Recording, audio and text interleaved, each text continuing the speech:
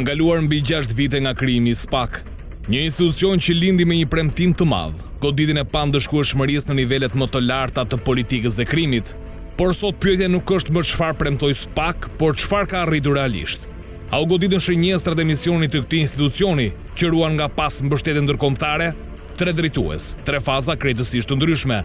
3 vitet e para lidhen me emrin Arben Krajës. Një mandat që ishte më shumë një periudhë ndërtimi se sa goditje.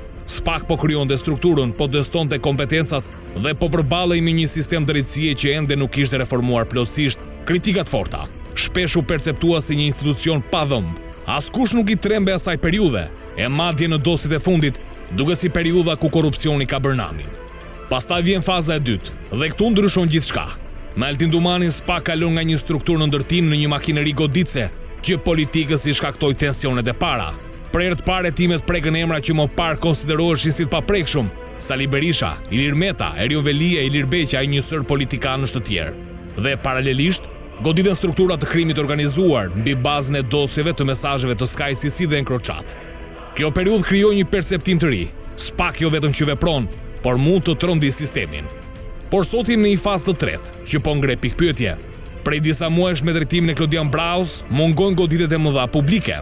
Përjashtim bëjnë operacione ndaj krimit organizuar, si ndaj grupit të Ineza Rullës, që për herë të parë preku Vlorën, por që nuk kanë të njëjtin impakt politik apo mediatik, ndoshta sepse ishte goditja e parë e Braus. Dhe këtu lind ajo që ne po dyshojmë. A kemi një SPAK që është ngadalësuar, apo një SPAK që po përgatit goditjen e radhës dhe askush se di se kujt do i trokas në derë? Shumë nga dosjet më të bujshme sot duke sikur janë në ngrirje. Emra si Belinda Balluku kanë një dosje të hapur, ndoshta një dosje shumë të madhe, por SPAK duke sikur nuk e çan dot presionin politik, ose SPAK po humbet ritmin dhe po futet në një fazë pasiviteti, ose hetimet janë futur në një fazë më të thellë, më teknike, larg kamerave. Ndoshta askush nuk e merr vesh çfarë gatuhet në këtë kuzhinë timore. Një gjë ndoshta duhet kuptojmë, që hetimet e nivelit të lartë nuk janë operacione policore të zakonshme, por kërkojnë hetime të thelluara, bashkëpunim ndërkombëtar, verifikim të plotë të provave dhe fakteve të tjerë. Mirë, por anën tjetër, ky institucion është midis dy zjarrave. Publiku që kërkon spektaklin mediatik, arrestime, pranga, emra të mëdhenj, e ndërkohë në anën tjetër, ligji, procedura, më ngadalë, me prova dhe shpesh në heshtje. Ku qëndron e vërteta kësaj historie? Ndoshta do ta shohim me kohën. Është një lloj viti vendimtar që Klodian Brau do duhet vendos tullat e para të mandatit të tij në goditjen ndaj krimit organizuar dhe korrupsionit. Dhe faza ku jemi sot mund të jetë ose fillimi i rënies, ose qetësia para stuisë së madhe.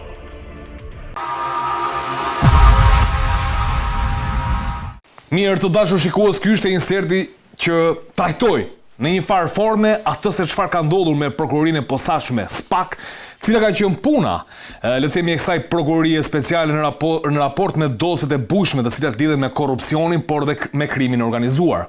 Ne sonte në Sken Krimi do përpiqemi të bëjmë një analizë të punës së prokurorëve të posaçëm pra të institucionit të SPAK-ut në tërësinë e tij, në çfarë faze ka ardhur veprimtaria hetimore e prokurorisë së posaçme SPAK. Drejtuesi i tretë i këtij institucioni tashmë është Klodian Brau. E ka marrë detyrën në datën 16 dhjetor të vitit të shkuar. Por duket sikur ka një lloj, le të themi, një lloj stepje të SPAK-ut. Për çfarë arsye po vjen kjo? Jemi për arsye sepse realisht kanë mbaruar emrat e mëdhenj të SPAK, apo jemi një lloj qetësie përpara stuisë? Për diskutuar për këtë çështje, sonte në Sken Krimi kam të ftuar avokat Gylsen Zhlimo, shumë faleminderit Zhlimo. Faleminderit për ftesën. Cili ishte drejtuesin e lartë të policisë së shtetit, Shemsi Prençi. Prençi, faleminderit shumë. Ta nisim së bashku bisedën. Çfarë ka ndryshuar? Ose më saktë, ka ndryshuar diçka në raport me prokurorinë e posaçme SPAK? Ka ndryshuar filozofia nga drejtuesi i parë tek Altin Dumani, që ishte kraja fillimisht, Dumani tashmë Klodian Brau, ka një filozofi të ndryshme?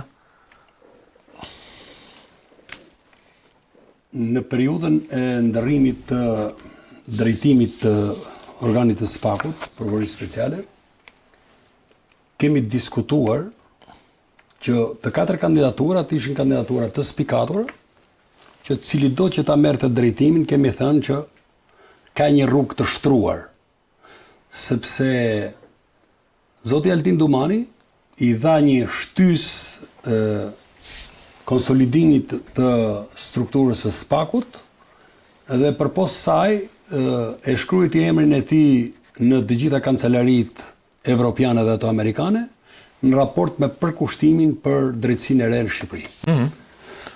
Parë në këtë kontekst u shtruar pyetja atëherë që zëvendësuesi i ri, kushdo që t'ishte, Braho apo kushdo tjetër, do lente që të vazhdoj të ndri dhe të shkëlqej akoma emri Altin Dumanit, apo do shkëlqente, do ndrinte zëvendësuesi i tij.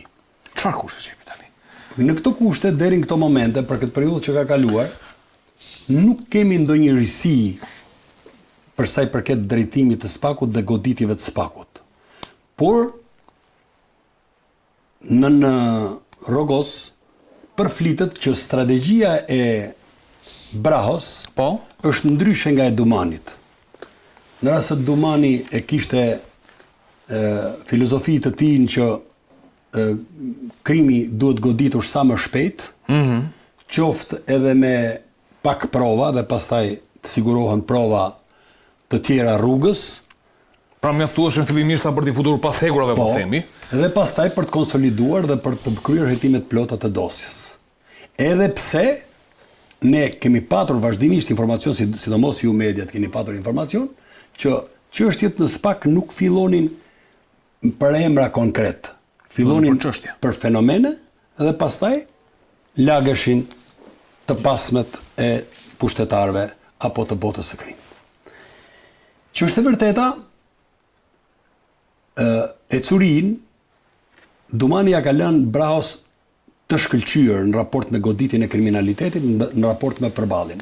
Por duhet të pranojmë që periudha e 2 muaj para se ta dorëzoi Dumani, edhe 4 muaj sa e mbaj që kur ka ardhur Braho, 4 muaj, ka patur SPAK-u dhe organet e drejtësisë kanë pas një përballje të pashoq me pushtetin ekzekutiv.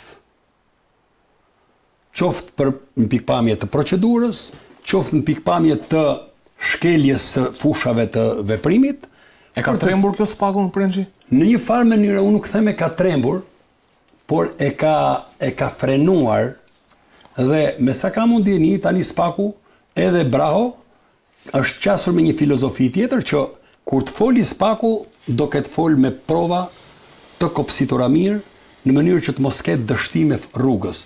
Jo se unë e konsideroj rastin Balluku dështim, por fakti që ekzekutivi, kryeministri i Shqipërisë, u qas drejt gjykatës kushtetuese, u qas drejt opinionit publik me kërcënime, me anatemime, duke anatemuar jo vetëm prokurorë të veçantë dhe gjyqtarë të veçantë, por institucionet e drejtësisë në tërësi, duke i anatemuar, duke i bullizuar, dhe në këtë kontekst, unë them që një, jo përgatitje profesionale, se ato përgatitje profesionale e kanë, por kryerja e procedurës së hetimit të mirëfillt deri në kopsitjen mirë të problemeve dhe vënia përpara përgjegjësisë, do ishte me të vërtet një qasje më e mirë edhe për të bindur opinionin publik.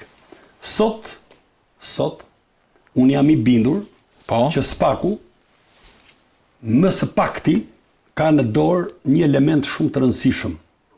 Cili?